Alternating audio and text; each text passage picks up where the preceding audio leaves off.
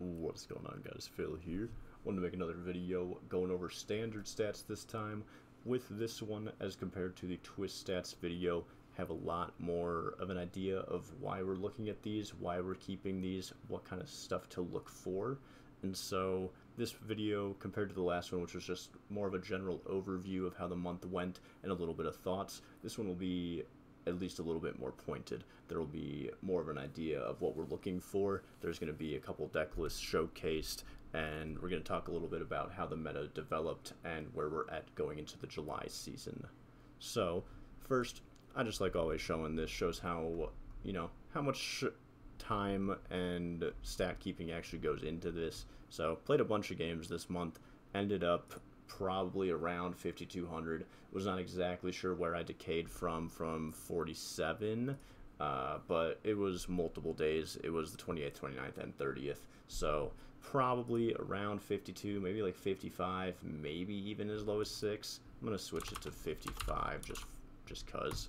But season went pretty well. Played quite a few games, and while I do have stats for the entire month as well as matchup data for the entire month, I think that it makes more sense to instead just look at the post-legend stats, because our climb was not that impactful to our month. It didn't last, that long. It was about 80 games of our 200.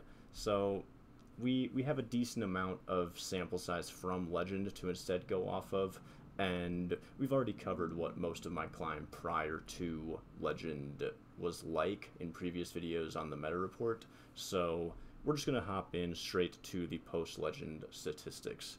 So this is going to be the decks that I played, how many times I played them, all of their matchups, and how we ended up looking in legend. So our most played decks at legend are going to be this aggro demon hunter list that we were using for the initial climb. From Diamond 2 to Legend, we used this deck. Then we experimented with some other stuff, but we kept coming back around to it. We then had a pretty good run of Miracle Rogue. We had a solid day where that was essentially all that we played, and so that shows up pretty heavily in our stats. And then I want to give a quick shout out to this Lucero Odd Demon Hunter that I found on Reddit, because it's been a lot of fun. I have a decent amount of games on it on this stat keep after post legend. We played like 10 games of it, which is an insane amount, but we only played 120 games, so it's a considerable percentage of what we spent our time doing. And now that we're already into the July season, I've played a couple matches with this deck list still, and it's still, it's still putting up fights, it's still kicking it, it still has a chance for sure. So those are the three lists I really want to highlight. Looking at some of our lists that we played a lot in Legend, we went 16-9 with that aggro demon hunter list, so that's a pretty appealing stat total. We went 5-4 with Highlander Paladin, which is a deck that we really tried. We got a little bit of an understanding of, and then we're trying to make Aura Paladin work. So in July, when we make our first week of the meta breakdown for July, you're going to see that I have stats for me doing Aura Highlander Paladin, which has kind of been the, iteration process on Aura Paladin. So had to give the OG deck a little bit of a try to make sure we know what's going on. Went 5-4, pretty average, especially for just trying to get the understanding of a deck down. Went 10-5 with Miracle Rogue. Unfortunately, this deck has been nerfed. Celestial Projectionist is now 3 mana instead of 2 mana, which makes this deck considerably worse. It's still not a horrible option. It still is pretty consistent, but you're going to be slower, and you're sometimes going to be down an extra 8/8, which obviously can matter a lot.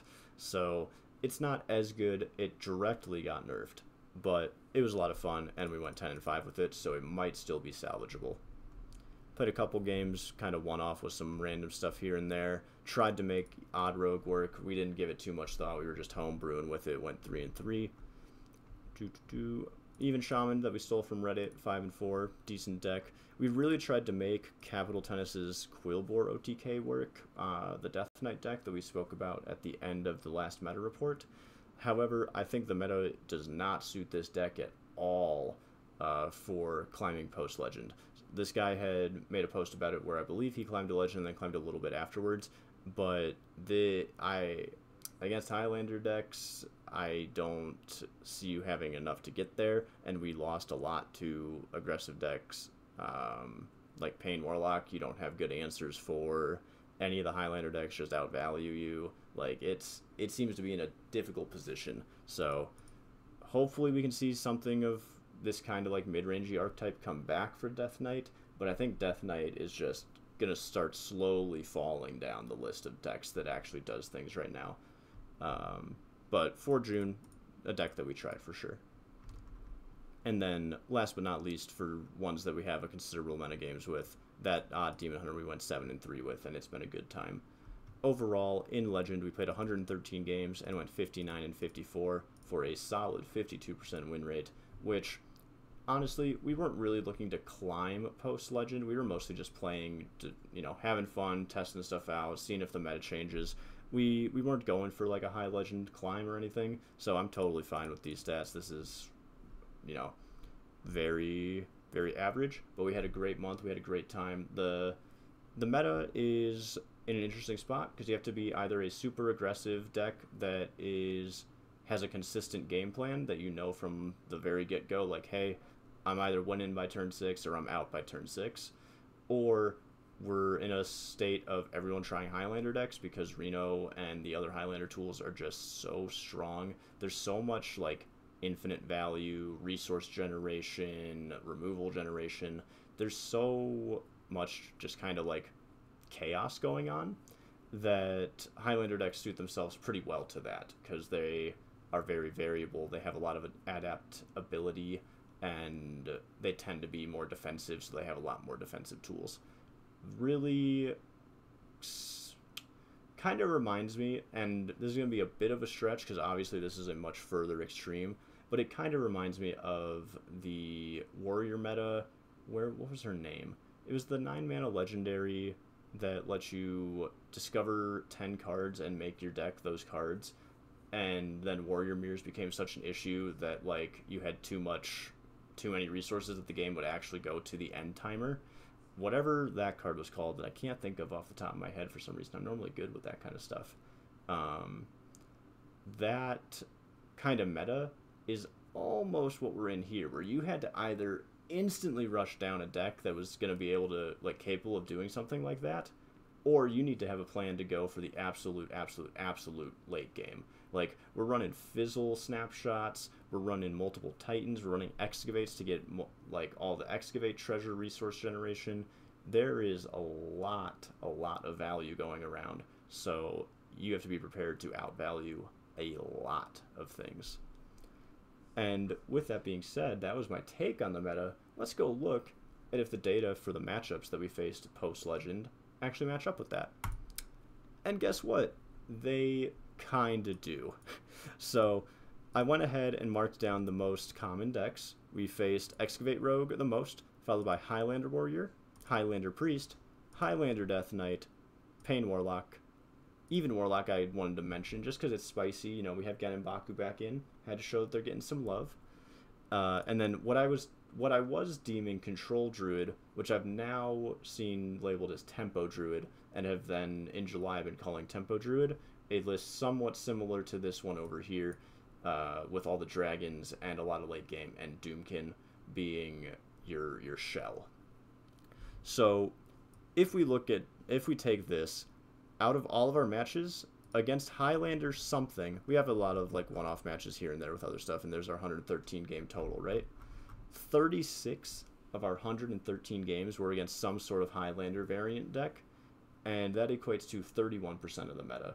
And part of that, as compared to now, that's going to be slightly higher than probably now, because Highlander Druid is not a thing, and this Tempo Druid list has started to take over, but also Reno did get nerfed, so the 1-mana nerf isn't huge. It's obviously great, like it's good for the game, but it's not going to stop people from playing Highlander decks. It's just going to make them a little bit more difficult, a little bit slower. That's totally fine. So it's going to be really interesting to see if my hypothesis holds up going into July, even with the nerfs, that Highlander decks are still going to be extremely popular. The only insight I have into that right now is that in the first couple days of July, this Tempo Druid list has absolutely taken over, so you're not facing almost anything but that list. And so that's going to skew the stats, obviously, and make this question difficult to answer right now. But I would hazard to say that Highlander is not going anywhere, at least until the new set. And then, really, the only other deck that we faced a ton of was Excavate Rogue. It's been the most common deck for about 2 or 3 months. It's still seeing play right now. There's new variants of it coming out, actually. I've been seeing some ones that run more mechs. So it runs the Forge mech, so that sometimes you can get extra drillies. And it runs Mimiron, the 3-mana 2/5.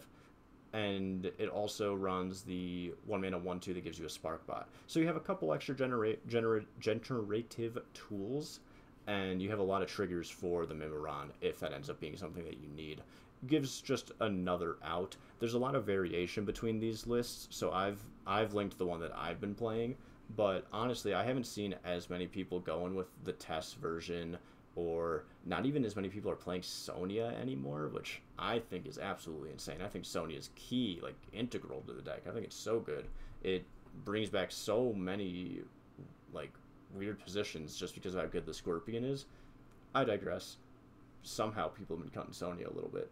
Anyways, the real only takeaway, I think, is that we have to worry about this up-and-coming Control Tempo Druid, which if I would have known, if I would have looked into this a couple days earlier than now, we could have predicted that this was going to be the case. Instead, now we have anecdotal evidence that this was the case, and that the stats were going to show it ahead of time. So this is why we have to make sure that we're doing this style video as soon as the month is over. We might even just put these together. We might not play on the last day of the month anymore, unless we're going for like a mega climb or a mega finish, and just dedicate it to getting this kind of analysis out, because this would have been great to know going into day one. We could have planned around it a lot and tried to find something that beat it.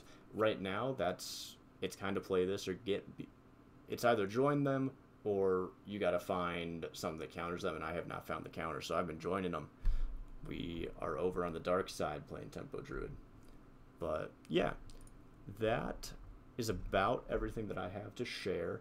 I do have, data that includes our climb, but most of that's just going to be a couple extra games of Excavate Rogue, and by a couple I mean like 40. And so we could talk about Excavate Rogue at a different time perhaps, but I believe that this is a good stopping point for this, and I think I've made my point. We've gotten to see some stats. We get to see kind of the purpose of doing this. Obviously, it's not going to help us practically in this case because we're a little behind, but we would have seen the case that this was coming up. We have a good general consensus of how the meta is forming and why it's forming in the way it is, and we've addressed how the recent nerfs might affect the metagame. And I believe that that's all that we're really trying to gather from this.